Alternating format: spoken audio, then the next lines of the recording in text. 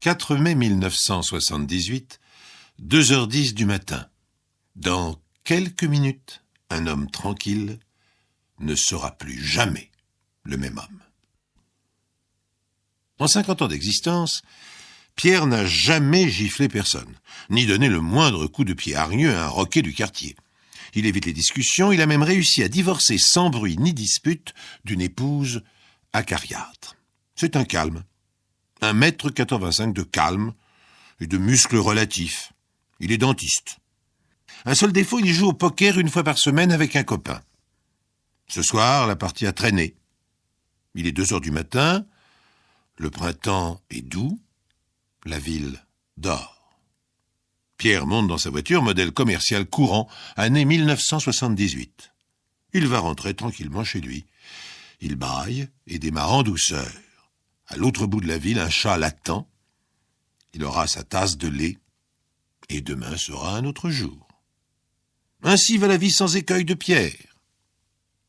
Mais à 2h10 du matin, arrêt sur image dans le film de cette vie tranquille. Quelques minutes vont suffire pour faire basculer le scénario. C'est d'abord la vision brutale d'une femme échevelée dans les phares de la voiture. Il freine de justesse, la femme fait un écart de côté et continue sa course maladroite sur des talons trop hauts. Puis elle se retourne, fonce sur la voiture, tape sur le pare-brise en hurlant « Je vous en supplie, monsieur, s'il vous plaît !» Pierre ouvre la portière, n'a pas le temps de poser une question, la femme se jette sur le siège et s'agrippe à lui. « Un type vient de m'agresser, il m'a volé mon sac, il a filé dans une voiture bleue juste à l'instant, rattrapez-le, je vous en prie, mais démarrez, il n'est pas loin, il m'a pris toute ma paye, je vous en prie !» Pierre démarre en trombe. Il ne sait pas pourquoi, il agit par réflexe. La rue est déserte, mais à 200 mètres de là, il distingue effectivement les feux arrière d'une voiture. « C'est lui, là-bas !» La femme pleure nerveusement et répète avec fureur « Mon sac, tout mon argent, mes papiers, le salaud !» Les feux arrière se rapprochent, Pierre distingue la couleur de la voiture, bleu clair, un vieux modèle. Pris dans les phares de son poursuivant, le conducteur se retourne, comprend et amorce immédiatement un virage serré au premier carrefour. Il accélère, Pierre accélère, le pied au plancher. À froid, il n'aurait jamais imaginé faire une chose pareille, poursuivre un voleur en pleine nuit en voiture. Non, il aurait relevé le numéro et prévenu la police, déposé sa passagère au premier commissariat et fait ainsi calmement son devoir. Quel déclic a fonctionné dans sa tête pour qu'il entame une course folle derrière un voyou, qui est d'ailleurs peut-être armé. Le visage de la femme tuméfiée par l'agression, ses supplications hystériques, son désespoir, et puis aussi une vieille haine contre les voleurs. Pierre estime que rien n'est plus lâche qu'un voleur de sac. Mais son avis n'a jamais été confronté à la réalité jusqu'ici. Les deux voitures dérapent, virent dans les rues étroites, s'élancent sur un boulevard. Pierre ne sait même plus où il est. Il ne pense qu'à rattraper ce type, le coincer, l'immobiliser et être le vainqueur de cette course. Cette poursuite est une chose étrange. L'instinct du chasseur peut-être. Il n'envisage pas les conséquences. Il poursuit sa proie. La chasse devient rude. Devant lui, la voiture a freiné brusquement et il évite l'accident de justesse. Le voleur risque le tout pour le tout. Accélération brutale, coup de frein. Il cherche l'accident. Il fait du stock-car. Mais sa voiture est vieille, les reprises mauvaises, et il a du mal à reprendre de la distance à chaque fois. La technique serait bonne si Pierre n'était pas un bon conducteur calme, aux gestes précis et rapides. Voyant que son jeu ne fonctionne pas, le voleur adopte une autre tactique. Il monte sur le trottoir et zigzague entre les arbres, puis il s'arrête. Et manœuvre à toute vitesse pour repartir en sens inverse. Après un court instant d'hésitation et un demi-tour, la course reprend de plus belle et les deux voitures sortent maintenant de la ville sur une route à 3 voies où seule la vitesse compte. Plus d'obstacles, de carrefours, d'arbres, de trottoirs. Les lignes blanches défilent et la vieille voiture tangue et valse à droite, à gauche pour éviter d'être doublée. Pierre suit le mouvement. À côté de lui, la femme s'est un peu calmée, agrippée au tableau de bord. Elle vit cette chasse avec intensité, ses cheveux ébouriffés balayant son visage au rythme des chaos. Pierre transpire, une rage insensée l'anime. Elle a grandi progressivement, montée en adrénaline, et elle tourne maintenant au même rythme que le moteur de sa voiture, à fond, l'aiguille naviguant autour des 180-190 km/h. Les pneus crissent, les rayons des phares s'entrecroisent, et il n'y a personne pour arrêter cela. Pas la moindre patrouille de police, pas un gendarme. Il est 2h20 du matin. Pierre est devenu un autre homme, et il ne le sait pas encore. Il a aperçu une tignasse claire au volant, une tête qui lui a paru jeune. Mais il n'y pense plus, il veut gagner, arrêter cette maudite voiture n'importe comment, n'importe où. Des lumières au loin, un village, et le voleur vire à droite sur une route départementale, suivi au pare-choc par la voiture de Pierre. Encore quelques secondes de vitesse, et c'est la fin du voyage. Le destin, le hasard, les horaires de la SNCF, l'instant qui rassemble tous les éléments pour devenir crucial. Il y a là, sur cette route, une barrière automatique. Elle est baissée. Les lumières rouges d'un train qui arrive, les fenêtres de ce train illuminées dans la nuit. Le voleur, pris de court, freine en catastrophe, et sa voiture fait un tête-à-queue époustouflant pour aller terminer sa course dans le fossé, les 4 roues bloquées. Pierre, lui, avait enregistré la présence du panneau indicateur et ralenti un peu, pas trop, juste assez pour s'arrêter le nez sur la barrière et regarder filer les derniers wagons. Maintenant, il saute de sa voiture et court, sans réfléchir, vers le fossé. Le conducteur a eu de la chance, il s'en sort apparemment sans blessure, car il est déjà sorti de l'épave et court comme un diable sur la route. Il court vite, mais Pierre aussi. Il a fait du cross dans sa jeunesse. Il ne fume pas et il retrouve instinctivement le rythme et le souffle. La chasse continue, d'homme à homme cette fois. Les machines et les moteurs n'ont plus rien à y voir. C'est une affaire entre le chasseur et sa proie. Les bruits sont différents, 2 souffles, 2 claquements de talons sur la route. Le fuyard a un peu d'avance, il la conserve un moment entraîné par la peur. Une peur qu'il n'a sûrement jamais connue de sa vie minable de voleur à la tire. Il a compris que ce type fou derrière lui ne le lâchera pas. Ce sont des choses que l'on sent et qui ne s'expliquent pas. Alors il ne s'arrête pas, il ne se rend pas, il ruse comme un lièvre, s'échappe dans un sous-bois, fait quelques tours dans les broussailles et repart sur la route en direction du passage à niveau. Mais la ruse est énorme et Pierre la comprend aussitôt. Le voleur tente sa dernière chance, tenter de rejoindre la voiture de Pierre avant lui. Il croit pouvoir sauter au volant, il suppose que les clés sont restées sur le contact, que la barrière est maintenant ouverte et qu'il va pouvoir filer dans quelques secondes, avec quelques secondes justement d'avance. Or, il a une chance d'y arriver en effet, car Pierre a laissé le moteur tourner et si la passagère n'a rien fait, si elle n'a pas bougé de la voiture, elle risque d'être entraînée dans la fuite du voleur. Cette idée redonne des forces et de la vitesse à son poursuivant. Il faut qu'il rattrape ce type avant la barrière, il le faut. Toute la chasse, toute la poursuite s'est passée sans un cri, sans une menace, à part la femme qui hurlait tout à l'heure dans la voiture et se tait à présent. Elle a récupéré son sac dans l'épave et fouille dedans. Elle ne s'occupe même plus des 2 hommes. Le voleur est revenu à une 20aine de mètres d'elle. Il court moins bien, il semble traîner une cheville. Il est 2h30 du matin, à quelques minutes près. Pierre se souvient qu'il a ressenti à ce moment-là comme une sorte d'éblouissement, une joie sauvage dans le cœur. Il s'est dit en un quart de seconde, je le tiens. Il a attrapé un morceau de blouson, déséquilibré le voleur, et ils sont tombés tous les deux à quelques centimètres de la voiture. Alors la femme s'est remise à crier. Pierre ne l'entendait pas vraiment, le brouillard était dans sa tête. Il fallait se battre maintenant. Et le petit salaud de voleur s'est mis à cogner rageusement, désespérément. Alors Pierre a cogné aussi, dans le même état, aveuglé. Jusqu'au silence. C'est dans ce silence revenu qu'il a entendu la voix de la femme apeurée, tremblante et stupide. « Vous l'avez tué ? Mais il est mort !» C'était idiot. À cet instant-là, Pierre a répondu que c'était idiot. Comment aurait-il pu tuer quelqu'un ? Lui qui sait si bien calmer les enfants dans son fauteuil de dentiste, lui le grand calme, l'amoureux des chats, le contemplatif, le civilisé qui respecte les feux rouges et oranges, les interdictions de stationner. Lui qui perd 300 francs au poker en souriant. C'était idiot. Complètement idiot. Il reprend son souffle, les battements de son cœur lui bourdonnent aux oreilles. Il faut que l'orage se calme dans sa tête, que sa gorge sèche parvienne à ravaler sa salive, qu'il se redresse avec lenteur, épuisé. À terre, il y a un pantin bizarre, en jean et blouson déchiré, la tête drôlement posée de travers sur la route. Pierre se penche, il écoute, pose la main sur le cou, cherche l'artère. Mais sa main tremble trop fort et il ne perçoit rien. Enfin, ce type n'est pas mort, c'est impossible. Pas à coups de poing et de pied. Mais sur le pare-choc arrière de la voiture, une touffe de cheveux clairs est restée collée. Alors il se souvient. Les images fulgurantes se remettent en ordre. Il a cogné la tête du voleur à cet endroit. Derrière la nuque, il trouve la trace du choc. Il respire un grand coup, pas d'affolement. Ce type n'est pas mort, il ne peut pas être mort, il ne voulait pas le tuer, c'est impossible.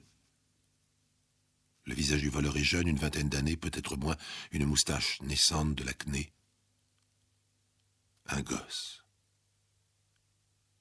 S'efforçant toujours à reprendre son calme, Pierre écoute les battements du cœur, ils sont faibles. si faible. Alors il retrouve les gestes de ses études médicales, il se dédouble pour tenter de faire un diagnostic. Traumatisme crânien, vertèbre brisée, ne pas bouger le blessé. Il a froid, il est glacé. Il s'entend dire à la femme « Dépêchez-vous, prenez la voiture, filez au prochain village. Il y a un poste de gendarmerie, demandez une ambulance, vite !» Et il s'entend répondre « Ah non alors, allez-y vous-même. Ils vont me poser des tas de questions, j'ai pas envie d'avoir des emmerdes !» Alors seulement Pierre regarde cette femme, il la voit. Il voit la vulgarité, la stupidité, les talons trop hauts, la robe trop courte et trop collante. Il fait encore un effort. Je ne peux pas le bouger. Il lui faut des soins d'urgence. Je vais le ventiler en attendant, mais dépêchez-vous, bon sang! Vous savez conduire au moins! Mais il est mort, ce type! Bon, d'accord, restez là, j'y vais. Oh, pas question, j'ai trop peur!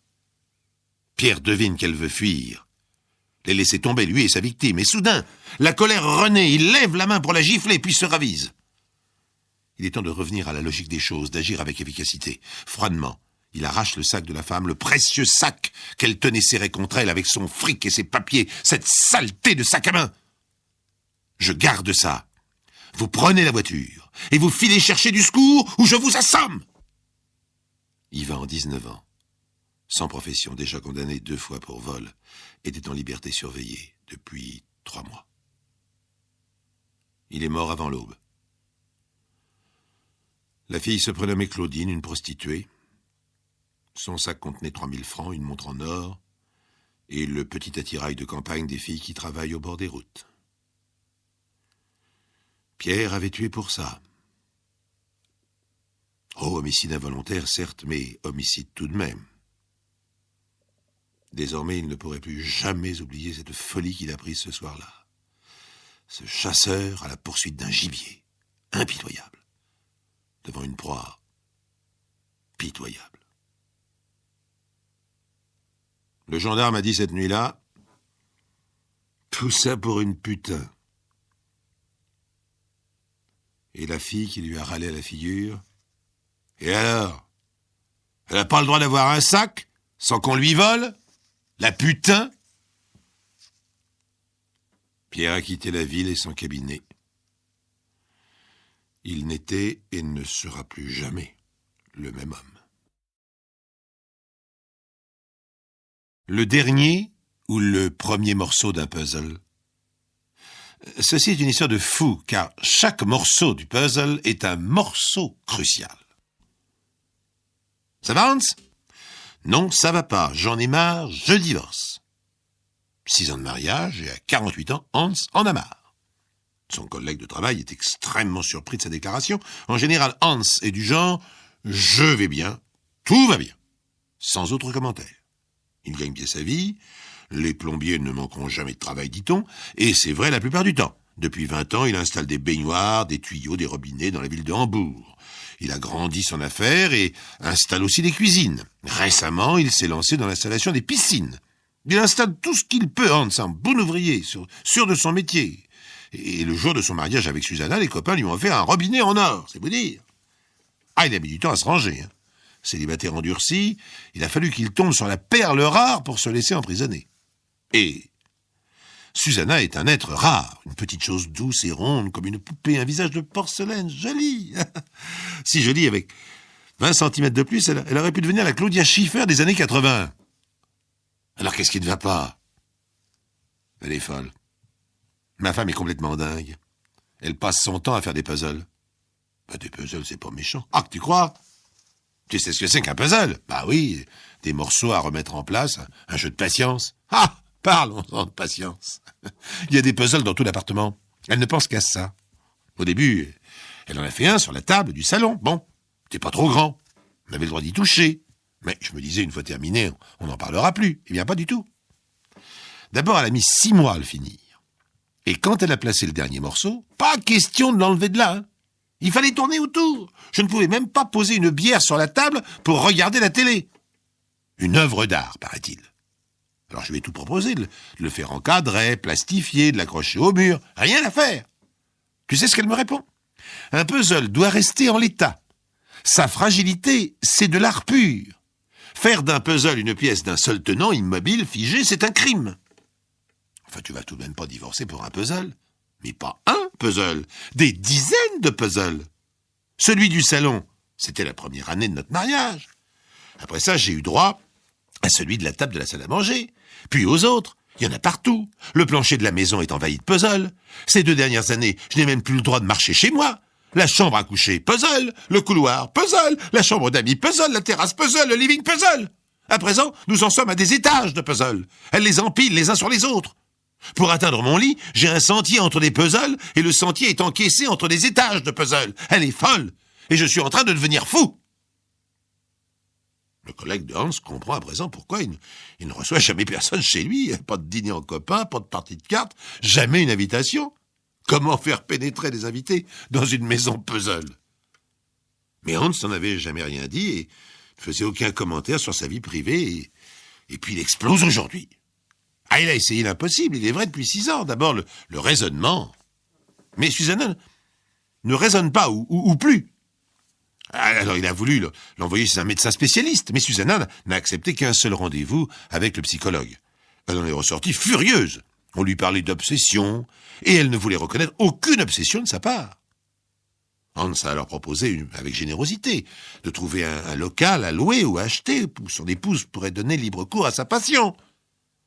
Susanna voulait bien, mais refusait de déplacer les puzzles déjà faits. Autrement dit, Hans était condamné à louvoyer entre les vieux puzzles dans son propre appartement et à supporter en plus financièrement un autre appartement, lequel se remplirait inévitablement comme le précédent, et il ne verrait plus sa femme. Elle est folle.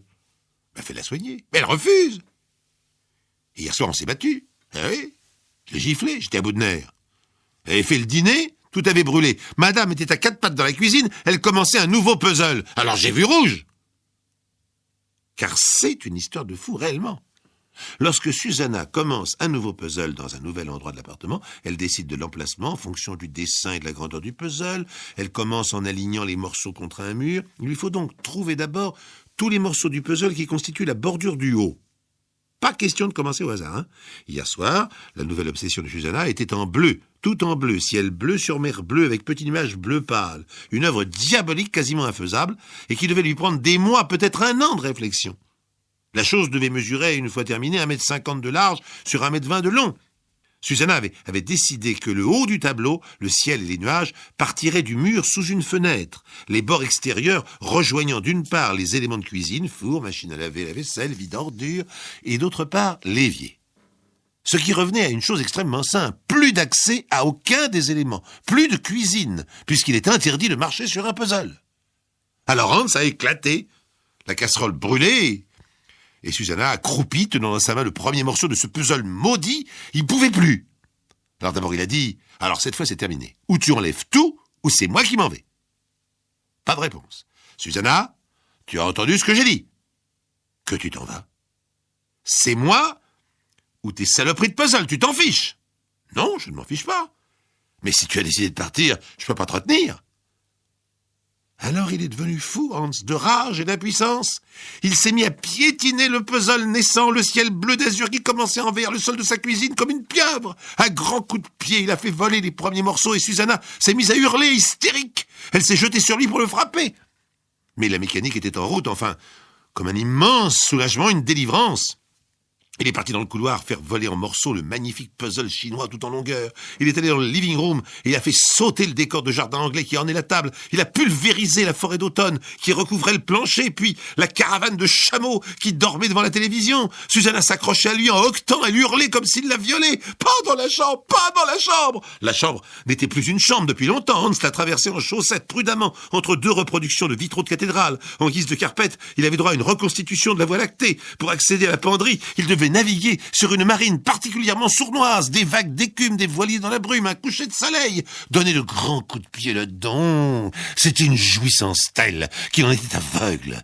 Alors Susanna s'est réfugiée devant la porte de la salle de bain, où elle exposait depuis des années de minuscules puzzles d'ivoire chinois, si délicats qu'elle se servait de pince à épiler pour en déplacer les morceaux. Et le dos à la porte, les bras écartés, le visage déformé d'horreur, elle a hurlé « Tue-moi si tu veux, mais tu ne rentreras pas ici !»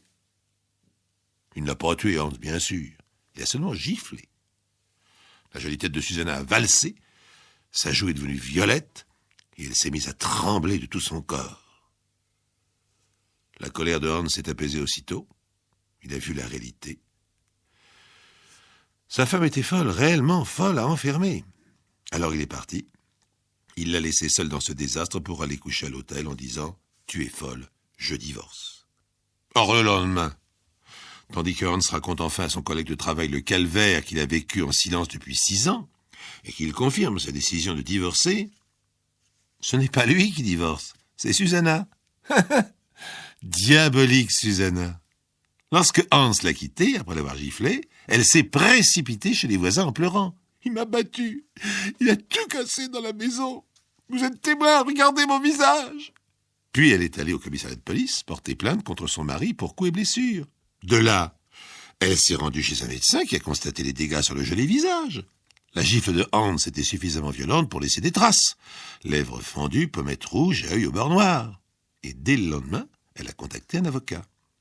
Puis elle a appelé à son secours une mère et un père entièrement dévoués à la cause de leur cher enfant. Bref, Hans, le malheureux plombier dont la patience fut mise à rude épreuve durant 6 années, se voit accusé non seulement de violence physique sur son épouse, mais de sévices secrets, dont l'étalage n'est pas nécessaire, mais qui ont pour effet de mettre l'époux en mauvaise posture devant le juge.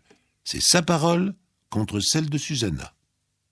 Si Susanna s'est réfugiée dans les puzzles, dit-elle, c'est pour compenser l'attitude révoltante sexuellement parlant de Hans. Hans voulait ceci, Hans réclamait cela. Le pauvre Hans en a les bras qui tombent, lui, un sadique. Sa parole contre celle de sa femme.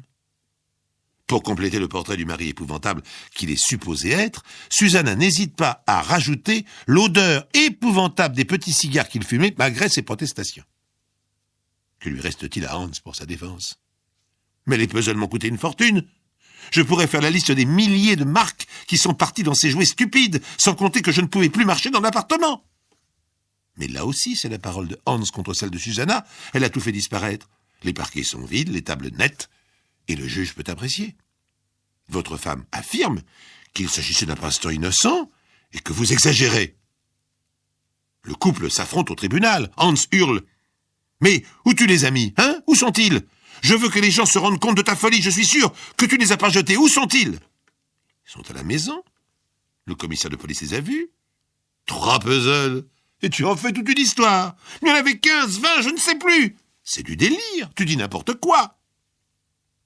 Alors, malgré ses vociférations, ses affirmations, sa colère, sa frustration, Hans n'a pas pu prouver que c'était Susanna qui était folle, pas lui.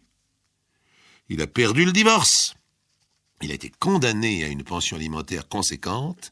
Susanna a gardé l'appartement et 1 année s'est écoulée. Hans était déprimé. Même son collègue de travail ne le croyait plus vraiment, un type qui se tait pendant 6 ans sur une situation pareille, qui n'a pas réagi avant, peut-on le croire ? Il a sûrement exagéré. Eh bien, pas du tout. La première année de leur séparation, Susanna n'a pas donné de nouvelles. Elle avait choisi les puzzles contre son mari et Hans ne la voyait plus. La pension lui était versée automatiquement. Il ignorait ce qu'elle devenait. Et puis un soir, la police est venue le chercher. Susanna avait été arrêtée dans la rue, sur le trottoir, délirante. Elle voulait absolument installer son dernier puzzle devant l'immeuble et empêcher les gens de passer. L'appartement où elle vivait était transformé en puzzle géant. Il y en avait partout. Tout son argent y passait. Elle ne mangeait presque rien. Les meubles avaient quasiment disparu à part les tables en puzzle. Elle dormait par terre dans la cuisine sur un matelas de camping. Le pauvre cerveau de Susanna, transformé en puzzle, a dû être remis d'aplomb par de puissants médicaments. Le jugement de divorce a été révisé. Et l'on a su un peu l'origine de cette obsession infernale. Susanna, qui ne pouvait pas avoir d'enfant, compensait ainsi le vide de son existence. L'extraordinaire est que Susanna a reconnu les faits lors du 2e jugement en déclarant « Mon mari n'existait pas. Il avait raison. Je lui ai fait vivre l'enfer. »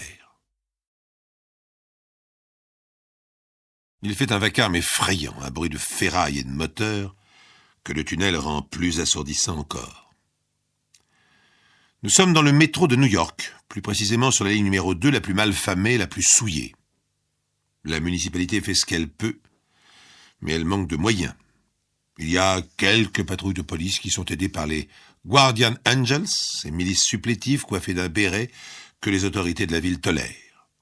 Le métro de New York reste pourtant hideux, tellement tagué qu'on ne voit plus la couleur des wagons. C'est un lieu de cauchemar, un des endroits les plus dangereux du monde. En ce samedi 16 janvier 1987, un homme élégant d'une quarantaine d'années est assis près d'une fenêtre.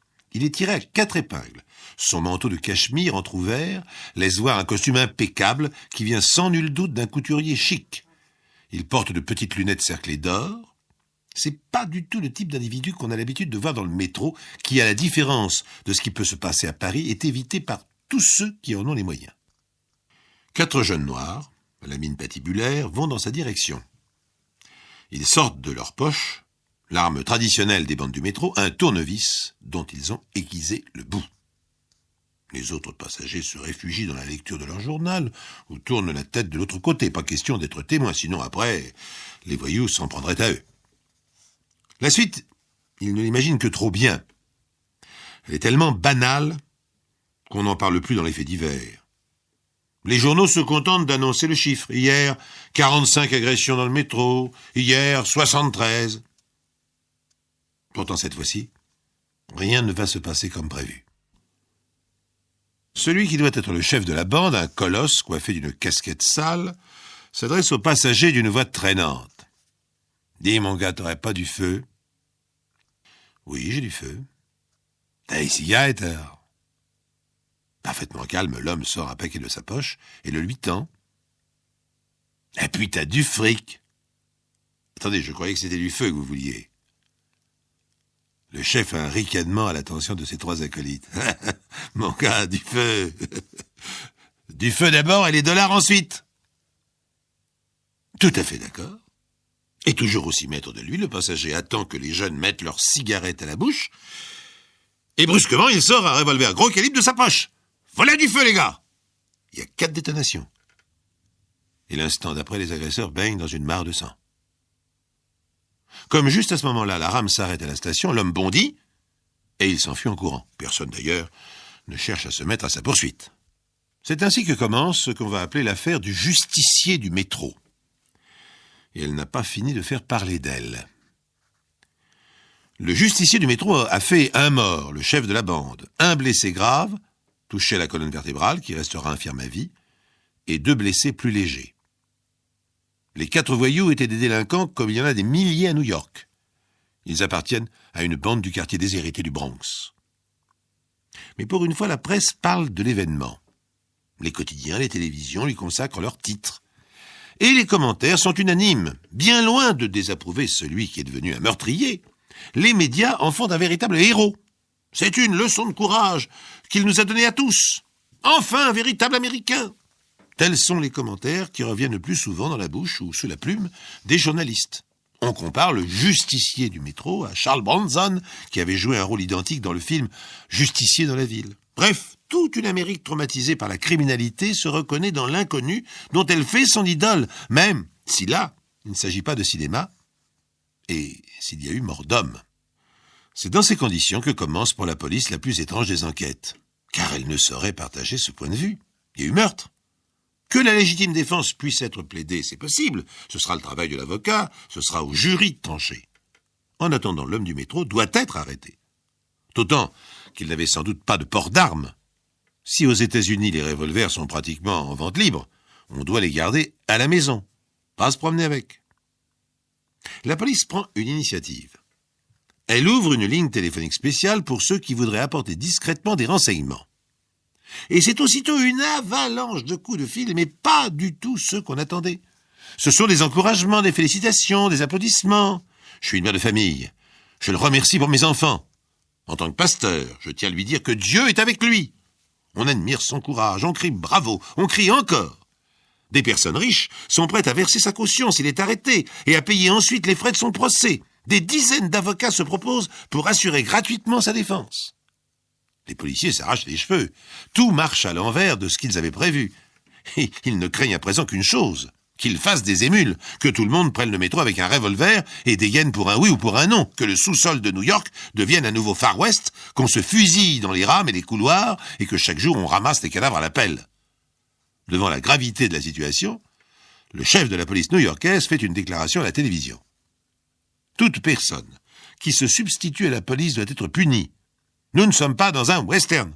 La loi doit être respectée par tous. Régler ses comptes soi-même est un comportement animal.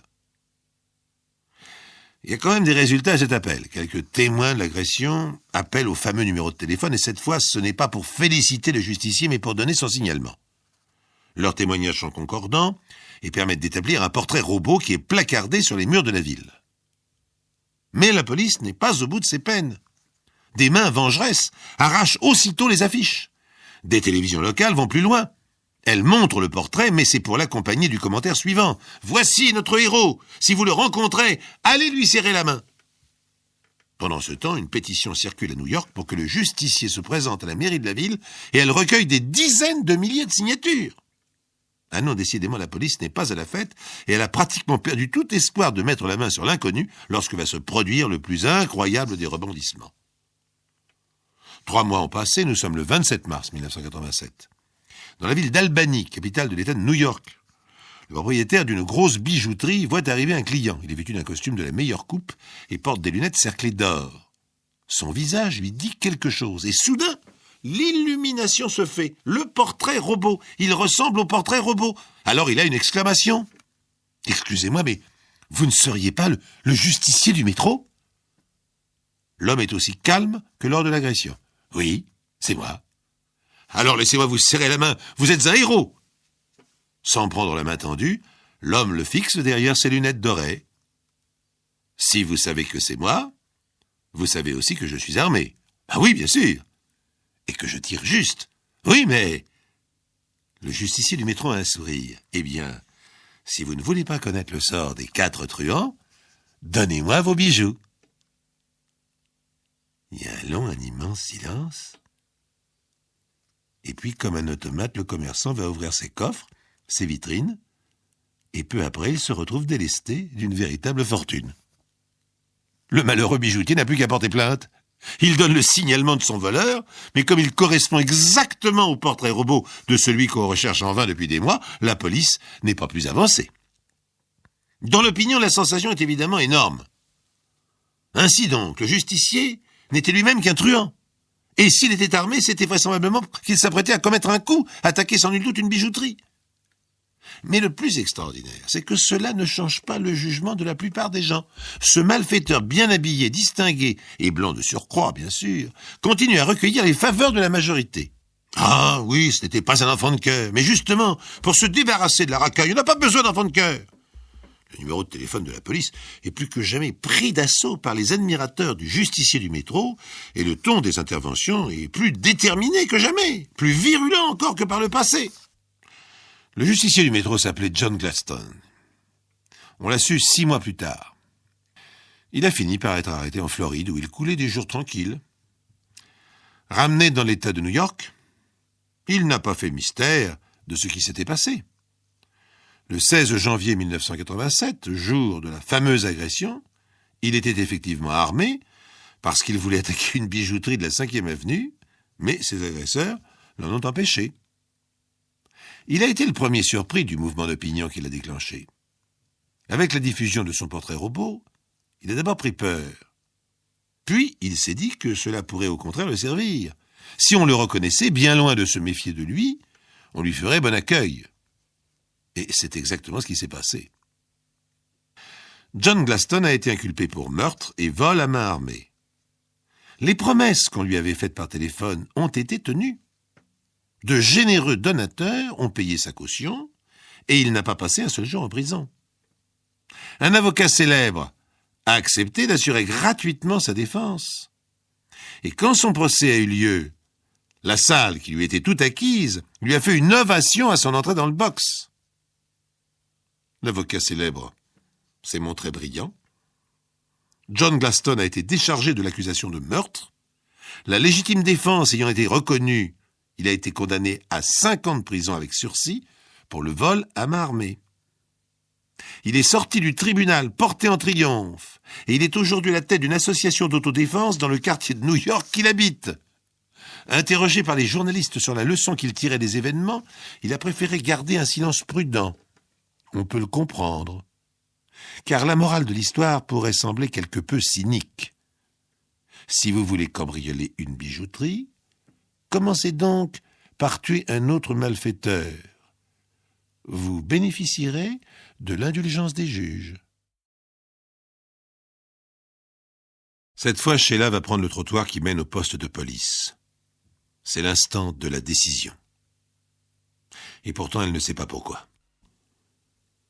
Sheila est une fille modeste, manutentionnaire dans un supermarché à Manchester, 27 ans. Un corps sans grâce, des cheveux tristes, des mains courtes et rougies, habituée à manipuler les colis, empiler les boîtes de bière, pousser les énormes chariots de la réserve du magasin. Seul son regard est extraordinaire. Des yeux si clairs, presque blancs, et largement cernés. Ils ont l'air de ne pas lui appartenir. Sheila est un fantôme dans sa propre vie. Un fantôme qui a peur. Fasciné par cette peur. Sheila est paralysée, incapable de réagir. Depuis 1 an, elle vit aux côtés d'un assassin. Trevor Ashley lui a tout raconté, dans le détail. Au vu de l'extérieur, il n'est pas très intéressant. Grand front dégarni, sourcils jaloux, regard fixe. Il croit pouvoir jouer les séducteurs avec sa petite moustache et ses chemises à fleurs et son blazer de fond marin. Vu de l'intérieur, même constat. Il avait 15 ans quand il s'est fait prendre pour la première fois. 5 ans de prison pour avoir agressé un vieil ouvrier sur un chantier à coups de pioche. Motif, le vieux ne voulait pas lui donner de cigarette. Il a raconté à Sheila qu'il n'avait même pas fait son temps de prison complet. 3 ans et dehors. Dans cette saleté de ville, où on va en tôle, où on vous cogne, où on vole. Je joue à ça depuis que je suis gosse. C'est le premier aveu. À hors d'œuvre. Le plat de résistance, il l'a détaillé avec une désinvolture qui fait froid dans le dos. Il a dit « Tu connais Clara, une grande blonde ?» Sheila a fait non de la tête. « Ah, on allait se fiancer, hein, officiel, hein. Mais j'ai pris 6 mois pour une bagarre, et quand je suis sorti, elle était plus là. C'était tiré avec un autre type. On me fait pas des trucs comme ça à moi, hein. On se conduit pas mal avec moi, tu le sais, Sheila, hein. Sinon je cogne, tu le sais. » Sheila a fait oui de la tête. Ah voilà, c'est la faute à pas de chance, je me suis trompé de fille. Je croyais qu'elle se planquait dans le quartier, et j'ai cogné sur la barmaid, cette Vanda. Elle lui ressemblait vraiment de dos. Quand j'ai vu sa photo dans le journal, le lendemain, je me suis rendu compte que j'en avais assommé une autre.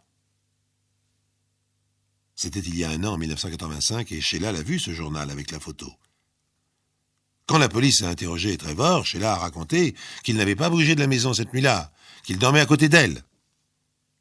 Pourtant, l'article disait « Une femme sauvagement assassinée à coups de pierre a été retrouvée mutilée et nue, victime d'un sadique. Le haut de son corps était couvert de morsures. » Trevor a fait cela. Il le raconte presque avec le sourire, sur ses dents jaunes de tabac, en jouant avec un paquet de cartes. « T'as été chic avec moi. Il demandait qu'à me coffrer, les salauds. » Je savais pas que t'avais fait ça, Trevor. Bah maintenant, tu sais. Et ça change quelque chose? Non, c'est tes affaires, Trevor. Je m'occupe pas de tes affaires. Tu vas pas me faire un enfant dans le dos, hein? T'es mon ami, Trevor. Le reste, ça me regarde pas. Sheila ne le dénoncera pas, en effet. Cet assassin qui vit chez elle depuis 1 an peut lui raconter sa vie, elle ne dira rien. La peur. Celle des coups, celle de la solitude. Une peur des hommes nés avec elle. Faut pas qu'elle y pense. Si elle y pense, il devinera cette peur et il la tuera. Alors elle ne pense pas, Sheila. Elle balaye, fait la vaisselle, se couche, dort aux côtés de l'assassin et retourne travailler le lendemain matin, tandis qu'il va jouer aux cartes. Il a raconté un crime vieux d'1 année qu'elle ignorait. Mais il n'a pas parlé de celui du journal de la veille. Leslie, 15 ans, une écolière. La police l'a trouvée découpée à la hache et mutilée comme la première victime. Un chien a déterré le corps. La mort remonte à plusieurs semaines. Trevor a dû l'apprendre, comme tout le monde, par le journal. C'est peut-être pour cela qu'il a parlé. Un besoin de révéler à quelqu'un sa véritable personnalité, de revendiquer le crime. Pour le premier, Sheila lui a donné un alibi, sans savoir. Elle était donc complice, sans savoir. Mais pour celui-là... Sheila a peur qu'il recommence à parler, à se confier. qu'il raconte en détail ce deuxième crime horrible. Il dit que depuis cette histoire de fille qu'il l'a laissé tomber, il déteste les femmes. Sheila n'est donc pas une femme pour lui, c'est une servante. Il la touche pas. Elle dort à ses côtés comme un chien de compagnie. Elle ne sert qu'à l'abriter chez elle, à lui donner à manger quand il rentre, à laver ses chemises, à cirer ses chaussures. Il se sert de son porte-monnaie comme de son lit, sans penser à elle. Si je savais où elle est, cette salope. Il cherche toujours Clara qui a disparu.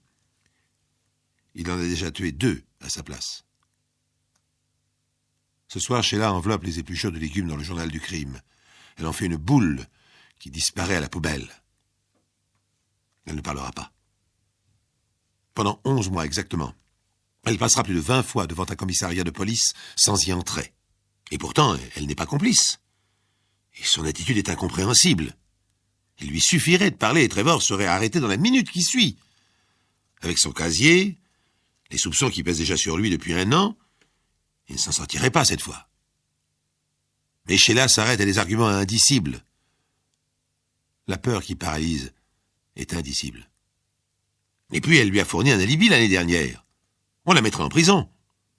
Ou alors, Trevor réussirait à s'en tirer et il la tuerait, comme il a tué les autres.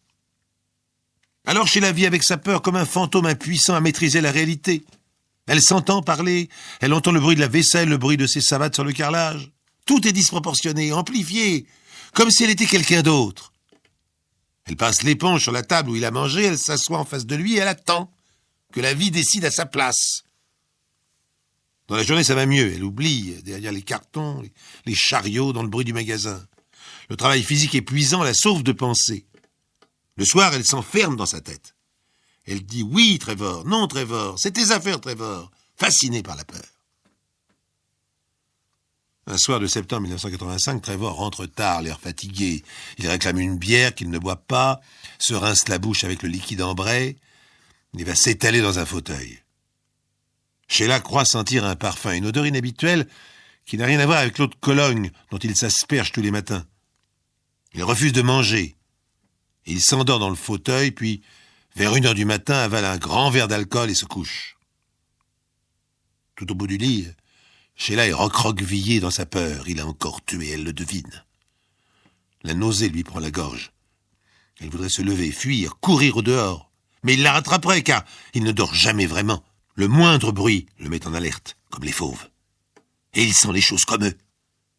« Qu'est-ce que t'as, Sheila, t'es malade ?»« J'ai mal au cœur. »« T'es jamais malade. Qu'est-ce que ça veut dire ?»« Vite, vite, Sheila, invente une histoire presque vraie. » Le patron nous a fait cadeau de boîtes de gâteaux des invendus. On les a mangés avec les copains et c'est pas passé. C'est gagné. Il éclate de rire, se retourne pour dormir en se moquant d'elle. Va dormir la tête dans le lavabo. Sheila les a bien mangés, ces gâteaux. Ils n'étaient pas très frais, mais son estomac de pauvre en a vu d'autres. Heureusement d'ailleurs, car elle est incapable d'inventer une histoire qui se tienne. Si Trevor lui dit « J'ai passé la nuit avec toi », t'as que ça à dire aux flics. Elle peut parce qu'elle obéit. Mais inventer, mentir d'elle-même, surtout avec cette peur qui lui retourne l'estomac, c'est pas possible pour elle. Le lendemain matin, il dort encore lorsqu'elle part travailler. Sheila est restée dans la salle de bain durant 6 heures d'affilée à trembler, à pleurer, à vomir.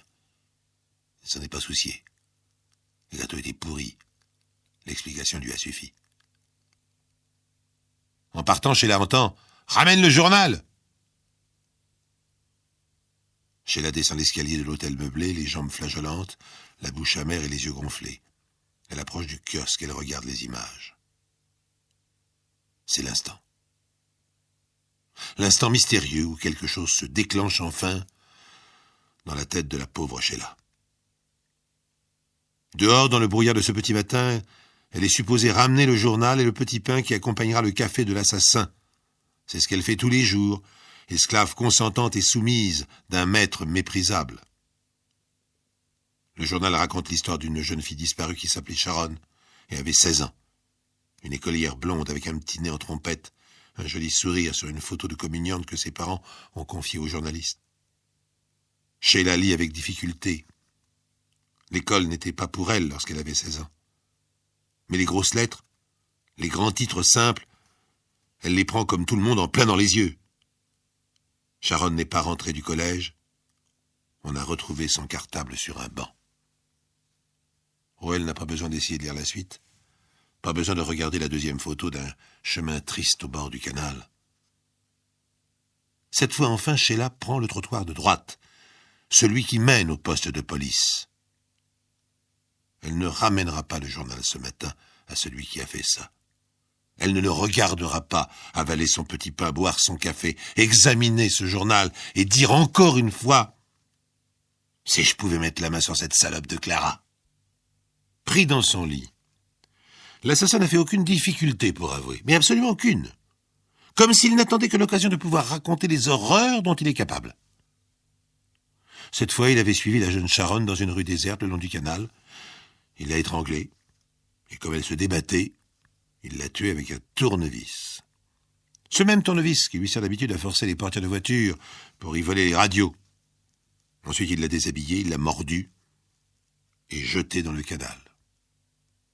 Son 3e crime en 2 ans. Il explique avec véhémence et une certaine complaisance qu'il hait les femmes à un tel point qu'il ressent le besoin de les torturer. À cause de Clara, la fiancée perdue, qui ne l'a pas attendu pendant qu'il était en prison. Celle qu'il n'a pas retrouvée et a échappé à la mort. Celle qui s'était dit « Il n'est pas normal. Chaque fois que je dis bonjour à un homme, il me gifle. Profitons-en pendant qu'il n'est pas là. » Sheila, la pauvre esclave terrorisée, n'a été sauvée de l'accusation de complicité de meurtre et de recel que grâce à l'examen de son quotient intellectuel. À 28 ans, Sheila avait 10 ans d'âge mental. Une orpheline, à la limite de la débilité, une pauvre fille sans langage, sans éducation, sans famille, sans amis, juste bonne à empiler les boîtes de conserve dont Trevor Ashley avait fait sa domestique son chien de compagnie. L'être qui ne juge pas, la fidélité sans question. Le jury a renvoyé Sheila à sa triste vie. La petite lumière qui s'est allumée ce jour-là dans sa tête, l'instant où la peur lui a fait faire demi-tour, sa décision en fait, est demeurée mystérieuse. Pourquoi cette fois-là et pas avant? Elle a dit « Je sais pas. Non, vraiment, je sais pas. » Adriano Battistini a 18 ans et il s'ennuie. Il faut dire que le collège de jésuites qu'il fréquente, s'il est un des plus distingués de Rome, n'a rien de distrayant. La discipline d'un autre âge lui semble à la fois absurde et insupportable. Pourtant, Adriano Battistini est un privilégié de l'existence. Son père est l'un des plus gros industriels de la capitale italienne. Dans les surprises parties où il se rend chaque week-end, Adriano a beaucoup de succès auprès des filles. Mais il se sent déjà blasé. La Dolce Vita le laisse indifférent. Un jour de janvier 86, il confie son amertume à son meilleur camarade, Luigi Mariani. « Luigi, on est des hommes, et on nous traite comme des gamins. Oh bien sûr, on a du fric et après. J'ai qu'à demander à mon père, passe-moi 1 million de livres, pour qu'il me les donne. Non, ce qu'il faudrait, c'est le mériter, notre argent. Prendre des risques pour l'avoir. Ah d'accord, mais comment? Tu regardes jamais la télé? Tu vas jamais au cinéma? Pourquoi est-ce que d'autres seraient capables d'agir et pas nous? Écoute, tu feras ce que tu voudras, mais moi, je vais tenter un gros coup. » Luigi Mariani est conquis par la détermination de son camarade.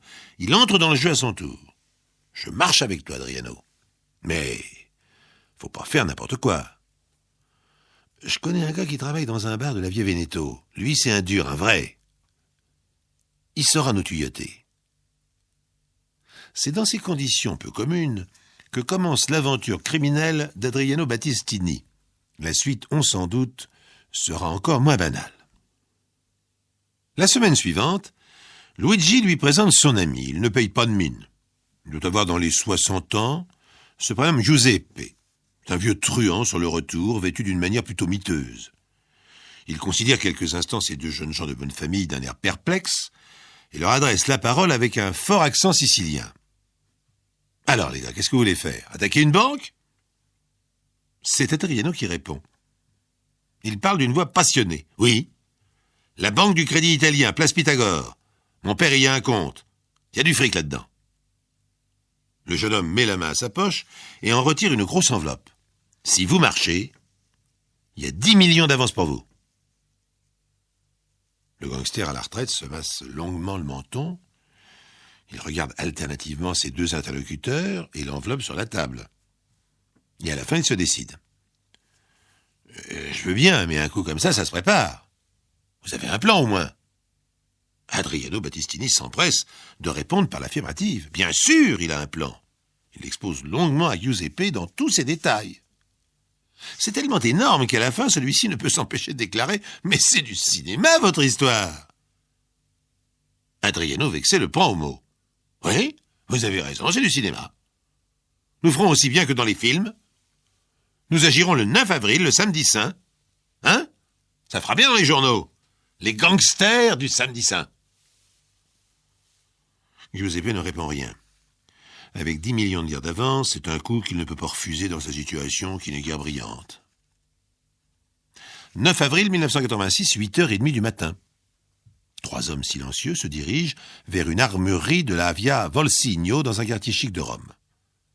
Adriano Battistini marche en tête. Lui-même et Luigi Marioni sont vêtus d'une manière plutôt étonnante. Costume gris croisé à larges rayures blanches, lunettes de soleil et chapeau mou couleur mastic. Un peu à l'écart, Giuseppe ferme la marche. Il n'a pas jugé bon de se déguiser en gangster pour la circonstance. Après tout, c'est son métier. Sa tenue de tous les jours lui suffit. Avant de partir, Giuseppe a vainement fait remarquer que pour se procurer des armes, c'était de la folie d'attaquer une armurerie. S'il voulait des revolvers, il aurait pu leur en trouver. Mais Adriano Battistini a été intraitable. Il a demandé un seul revolver à l'ancien truand et il lui a dit « Les 2 autres, on va les voler. » Il n'y avait pas à discuter. C'est lui qui paye, c'est lui le chef. On attaquera donc l'armurerie. Adriano Battistini entre le premier, suivi de Luigi Marioni. Giuseppe, lui, reste prudemment dehors. Au tintement de la clochette, le commerçant se précipite. Son sourire se fige quand il voit l'étrange allure de ses clients. Adriano savoure cet instant. Son film va commencer. Il sort brusquement son revolver. Vous voyez, Joujou ? Il m'en faut 2 du même modèle. Et pas de blague, hein. Je ne rate jamais ma cible. L'homme a un instant d'hésitation, puis désigne une armoire. Là-dedans, vous trouvez ce que vous voulez. Mais laissez-moi vous dire que vous avez tort. Adriano l'interrompt d'un ton sans réplique. « Tais-toi ! Luigi, attache-le !» Luigi met quelque temps à trouver de la corde et s'empêtre un peu dans les nœuds, mais au bout de minutes, l'armurier est ficelé dans son arrière-boutique et il ressort triomphalement. Giuseppe pousse un soupir. Il n'aurait jamais cru que cela se passerait si bien. Mais Adriano ne lui laisse pas le temps de souffler. Et maintenant, la deuxième partie, au garage, pour prendre la voiture. Giuseppe, qui connaît les intentions d'Adriano, fait une dernière tentative. Écoutez, pour se procurer une voiture, c'est tellement plus simple d'en faucher une dans la rue. Je veux bien le faire si vous voulez. Mais Adriano Battistini, sans répondre, marche à grands pas vers le garage qu'on aperçoit à quelques centaines de mètres. Giuseppe n'insiste pas. À quoi bon? Par chance pour eux, quand ils arrivent au garage, le patron est seul dans son établissement. Adriano s'approche de lui en roulant des épaules. D'un geste de la main gauche, il rabat les bords de son chapeau sur ses yeux et lance d'une voix brève « Haut les mains, pas un geste !» Comme l'armurier et le garagiste a l'air étonné. Il doit se demander si c'est une farce ou si c'est sérieux. Mais le revolver brandi sous son nez l'incite à faire comme si c'était sérieux. Alors il lève les mains. Et de nouveau, Adriano fait un geste en direction de Luigi. « Allez, attache-le !» Après avoir ficelé le garagiste, ils se mettent en quête d'une voiture. Et voici précisément une superbe Alfa Romeo. Luigi Marioni, qui d'après le scénario doit faire le chauffeur, s'efforce de la mettre en marche, mais il s'énerve, l'émotion sans doute, et il se tourne vers Adriano. « Écoute, j'y arrive pas. Je préférais une petite Fiat, j'ai plus l'habitude. » On décide de se rabattre sur une petite Fiat. Quand se produit un événement qui n'était pas prévu. Un client fait son entrée. C'est un colonel en uniforme. Il y a un instant de flottement. Adriano s'avance à sa rencontre. Il tient son revolver gauchement. « Excusez-moi, monsieur, enfin je veux dire colonel, mais nous faisons un hold-up. Alors, nous allons vous attacher, voilà. » Le colonel est tellement surpris qu'il se laisse faire et il rejoint le patron dans un coin du garage. Pendant ce temps, Luigi a réussi à faire démarrer la petite Fiat. Il lance aux autres « Allez, montez, dépêchez-vous » 9 avril 1986, 9 heures du matin. Adriano Battistini, revolver au poing, entre dans la succursale du Crédit Italien, place Pythagore à Rome. Giuseppe, le vieux truand, reste devant la porte. C'est le rôle qui lui a été assigné. Luigi Marioni, lui, demeure au volant. Dès qu'il est dans la place, Adriano lance d'une voix qu'il veut redoutable « Main en l'air tout le monde! Que personne ne bouge! Le premier qui fait un geste, je le tue !» Dans la banque, c'est la stupeur, puis l'effroi. La dizaine de clients présents et le personnel derrière le guichet se dépêchent d'obéir. Adriano Battistini a un sourire de triomphe. Il a réussi, il est un homme. Il a fait aussi bien qu'au cinéma et à la télévision. Devant la porte, au contraire, Giuseppe a une grimace de contrariété. Maintenant, c'est commencé. Il est trop tard pour faire marche arrière. Il regrette amèrement de s'être laissé entraîner par ces jeunes bourgeois qui croient jouer un film. Il souhaiterait de toutes ses forces en être déjà à la fin du spectacle, car le plus dangereux reste à venir. Adriano s'approche du guichet. Un homme d'une 60aine d'années, cheveux blancs, l'air distingué, décoration à la boutonnière, est là, immobile. Devant lui, quelques billets de 10 000 lire qu'il s'apprêtait à verser sur son compte. Adriano lui lance un regard terrible derrière ses lunettes de soleil. « Bas les pattes et passons la monnaie !» L'homme le regarde avec un air étonné. Il le détaille des pieds à la tête. Il étudie perplexe son air de fils de bonne famille et son accoutrement de gangster, et il conclut, comme s'il venait de découvrir une évidence, « Mais vous êtes un crétin ?» Adriano ouvre la bouche pour dire quelque chose, mais il ne sait pas quoi. Si l'homme lui avait dit « Vous êtes un voyou, vous êtes un criminel », il aurait ricané avec cynisme. Mais ce « Vous êtes un crétin » lui coupe tous ses effets. Il devrait tirer en l'air pour rétablir son autorité, montrer qu'il ne plaisante pas. Mais cela ne lui vient pas à l'esprit. Au contraire de saisissement, il baisse son arme. Alors brusquement, tout bascule. Le personnel se ressaisit. Un employé actionne le signal d'alarme. Un bruit assourdissant emplit la pièce et Adriano, pris de panique, sort de la banque en courant. Giuseppe, en entendant le signal d'alarme, ne l'a pas attendu. Il est déjà parti, droit devant lui dans la rue, abandonnant son arme sur le trottoir. Il n'y a donc plus que les deux jeunes gens dans la petite Fiat. Au volant, Luigi Marioni s'énerve. Il avait coupé le contact et il ne parvient pas à démarrer. Il confond les vitesses. Enfin, la voiture, après une série de hoquets lamentables, prend de la vitesse. Mais le duo est loin d'être au bout de ses peines. Luigi, de plus en plus paniqué, s'engage dans une petite rue en sens interdit. Il rencontre une puis deux voitures qui l'obligent à se ranger en klaxonnant. Mais il ne peut éviter la benne à ordures qui barre toute la chaussée. La petite Fiat la percute dans un dernier crissement de frein. Les occupants commotionnés n'ont pas longtemps à attendre les secours. Un quart de police qui les avait pris en chasse s'arrête quelques secondes plus tard. C'est ainsi, entre un véhicule de ramassage des ordures municipales et un quart de police, que s'est terminée la brève carrière des gangsters du samedi saint. Mais les journaux de Pâques, dans leurs articles, ne leur ont pas donné ce surnom flatteur qu'avait imaginé Adriano Battistini. Ils les ont baptisés, reprenant le mot du client qui était à l'origine de leur capture, les crétins. À leur procès, dans une ambiance tragicomique, Adriano Battistini et Luigi Marioni ont été condamnés à 3 ans de prison ferme. Giuseppe, qu'on avait fini par arrêter lui aussi, déjà condamné auparavant avec sursis, s'est vu infliger 6 ans.